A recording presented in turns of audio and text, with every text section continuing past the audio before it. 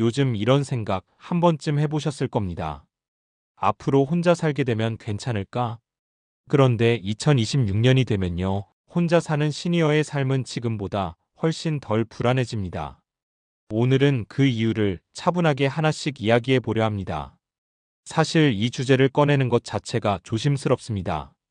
누구나 혼자 사는 노년을 상상하면 마음 한편이 무거워지니까요. 하지만 오늘 이 이야기를 하는 이유는 불안을 키우려는 게 아니라 오히려 덜어드리기 위해서입니다. 세상이 정말로 달라지고 있거든요. 여러분이 생각하는 것보다 훨씬 더요. 이 영상을 끝까지 들으시면 조금은 마음이 가벼워지실 겁니다. 그리고 혼자여도 괜찮겠구나 하는 생각이 드실 거예요. 그러니 편하게 천천히 들어주세요. 우리나라에서 혼자 사는 노인 가구가 언제부터 이렇게 늘어났을까요? 사실 예전에는 상상도 할 수 없는 일이었죠. 자식들과 함께 사는 게 당연했고, 혼자 산다는 건 어쩔 수 없는 상황이거나 안타까운 일로 여겨졌습니다. 그런데 지금은 다릅니다. 2025년 기준으로 65세 이상 1인 가구는 전체 노인 가구의 거의 절반에 가깝습니다. 그리고 2026년이 되면 이 숫자는 더 늘어날 거예요. 중요한 건 이게 단순히 숫자가 늘어나는 문제가 아니라는 겁니다. 사회 전체가 혼자 사는 노년을 중심으로 바뀌고 있다는 뜻이거든요.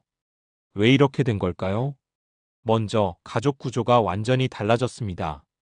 자녀들은 취업, 결혼, 육아로 각자의 삶을 살아가고 부모와 함께 사는 게 현실적으로 어려운 경우가 많아졌어요. 그리고 솔직히 말하면 시니어 세대도 변했습니다. 예전처럼 자식에게 의지하며 살고 싶지 않다는 분들이 많아졌죠. 자유롭게 내 방식대로 살고 싶다는 마음이 생긴 겁니다. 거기다 평균 수명은 계속 늘어나고 있습니다. 건강하게 오래 살 수 있는 시대가 됐다는 건 축복이지만 동시에 혼자 사는 시간도 그만큼 길어진다는 뜻이에요. 배우자가 먼저 떠나고 자녀는 독립하고 그렇게 혼자 남는 시간이 10년, 20년이 될 수 있습니다. 그래서 2026년은 단순히 숫자가 늘어나는 해가 아니라 시니어 1인 시대가 본격적으로 시작되는 해라고 볼 수 있습니다. 그리고 이 변화에 맞춰서 사회도 빠르게 움직이고 있어요. 그럼 실제로 혼자 사는 시니어의 하루는 어떨까요? 아침에 눈을 뜨면 옆자리가 비어 있습니다. 배우자가 있던 자리에 베개만 남아있죠. 일어나서 푸워크로 가면 혼자 먹기엔 많은 밥을 지을 필요가 없어요. 반찬도 마찬가지고요. 점심 무렵이 되면 집이 조용합니다. TV를 켜두긴 하지만 대답해줄 사람이 없으니 혼잣말이 늘어납니다. 오늘 날씨가 참 좋네 하고 말해도 대답은 없죠. 그래서 어떤 분들은 라디오를 틀어둡니다. 사람 목소리가 들리는 게 위안이 되거든요. 저녁이 되면 불 켜진 창문을 보면서 생각합니다. 저 집은 가족들이 함께 저녁 먹고 있겠지? 그러다 문득 자식들한테 전화해 볼까?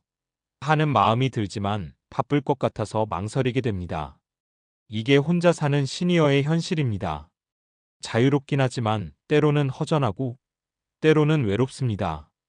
그런데 이런 일상이 앞으로는 조금씩 달라집니다. 왜냐고요? 혼자 사는 시니어의 가장 큰 걱정이 뭘까요? 여러 가지가 있겠지만 아마도 안전 문제가 제일 클 겁니다. 집 안에서 넘어지면 어떡하지? 갑자기 아프면 누가 알아줄까? 밤에 도둑이 들면? 이런 걱정들이죠. 실제로 몇 년 전만 해도 혼자 사시던 어르신이 집에서 쓰러져서 며칠 동안 발견되지 않았다는 안타까운 소식이 종종 들렸습니다. 그래서 많은 분들이 불안해하셨죠. 나도 혹시? 하는 걱정이 늘 마음 한편에 있었을 겁니다. 그런데 2026년을 기준으로 이런 상황이 많이 바뀌고 있습니다. 눈에 띄게 달라진 건 아니지만 생활 속에 스며든 변화들이 있어요. 예를 들어볼까요? 요즘은 집안 곳곳에 작은 센서들이 붙어 있습니다. 화장실, 침실, 거실 같은 곳에요. 이 센서들은 움직임을 감지합니다. 평소와 다른 패턴이 감지되면 예를 들어 밤새 침실에서 움직임이 없거나 화장실에 너무 오래 있으면 자동으로 보호자나 관리센터에 알림이 갑니다. 아니, 그런 거 설치하려면 복잡하고 비싸지 않나요? 라고 생각하실 수 있는데 요즘은 그렇지 않습니다. 지자체에서 무료로 설치해 주는 곳도 많고 사용법도 어렵지 않아요. 그냥 생활하시면 됩니다. 센서가 알아서 지켜보거든요. 또 이런 것도 있습니다. 현관문에 설치하는 스마트 도어벨이요.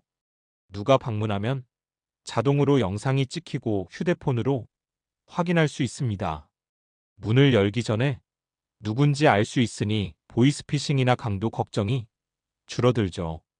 그리고 요즘 많은 지역에서 안심 전화 서비스를 운영하고 있습니다. 정해진 시간에 전화를 걸어서 안부를 확인하는 거예요. 오늘 괜찮으세요? 식사는 하셨어요? 이런 식으로요.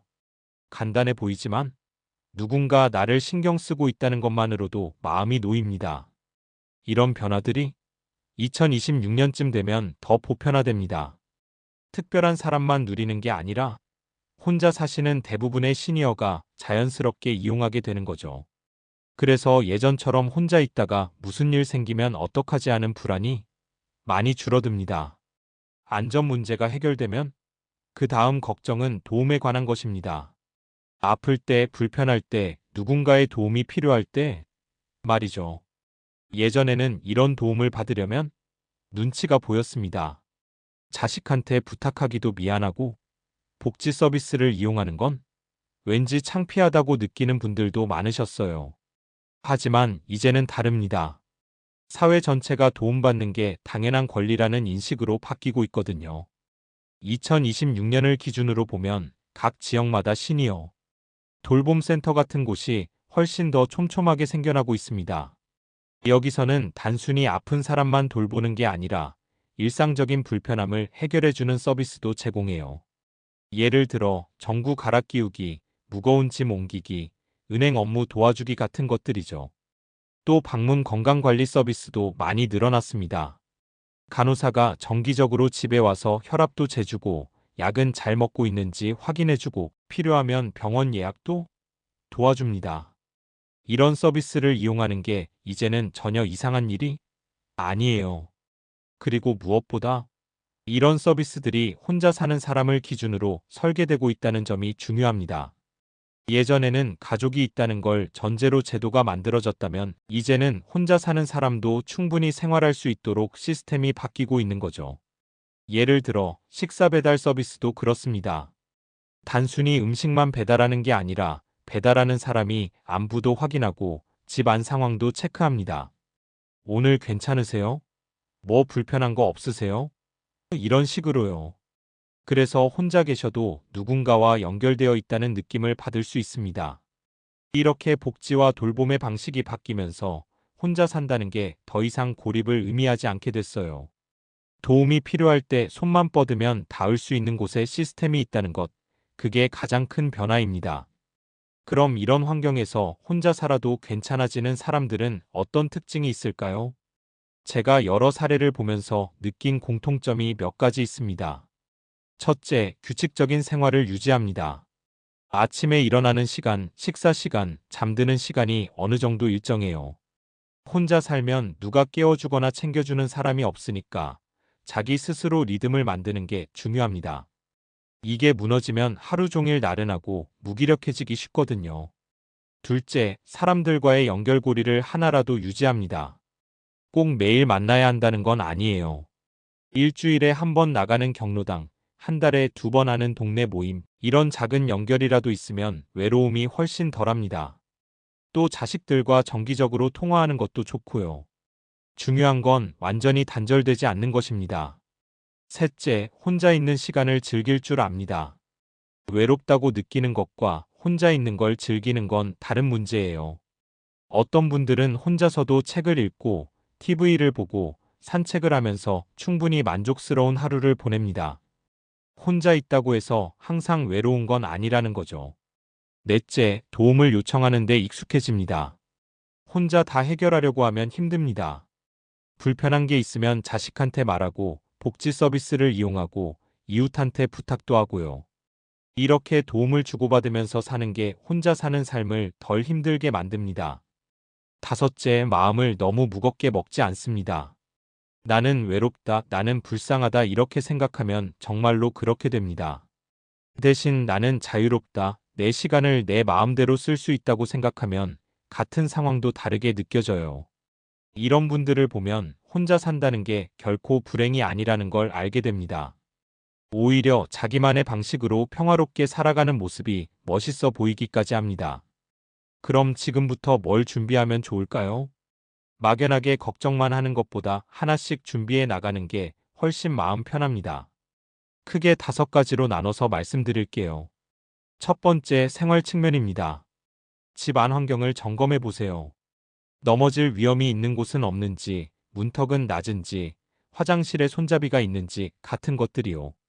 작은 것 같지만 이런 게 나중에 큰 차이를 만듭니다. 그리고 혼자서도 간단하게 해먹을 수 있는 음식 레시피 몇 개 정도는 익혀두시는 것도 좋아요. 두 번째, 안전입니다. 앞서 말한 것처럼 센서나 스마트 도어벨 같은 걸 미리 알아보고 설치하시는 걸 추천합니다.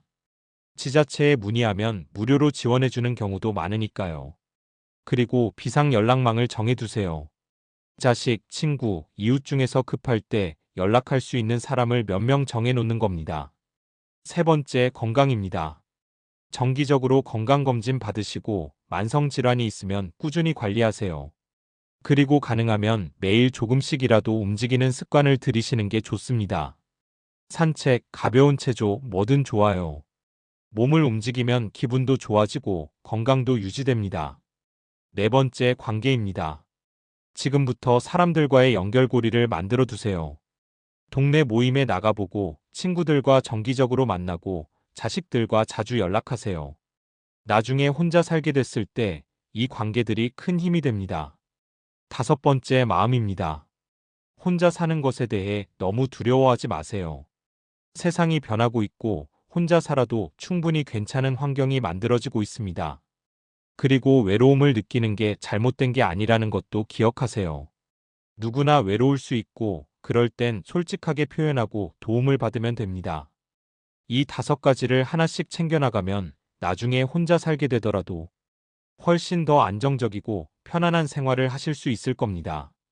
이제 마무리할 시간입니다. 오늘 이 이야기를 시작할 때 혼자 살게 되면 어떡하지 하는 걱정이 있으셨을 겁니다. 하지만 지금은 조금이라도 마음이 가벼워지셨나요? 2026년 이후의 세상은 혼자 사는 시니어를 위한 세상으로 바뀌고 있습니다. 안전 시스템이 생기고 돌봄 서비스가 늘어나고 혼자 산다는 것에 대한 인식이 달라지고 있어요. 이제는 혼자 산다고 해서 외롭고 불쌍한 게 아닙니다. 자기만의 방식으로 존중받으며 살 수 있는 시대가 되고 있습니다. 물론 외로울 때도 있고 불안할 때도 있을 겁니다. 하지만 중요한 건 그런 순간에도 손 내밀 곳이 있다는 거예요.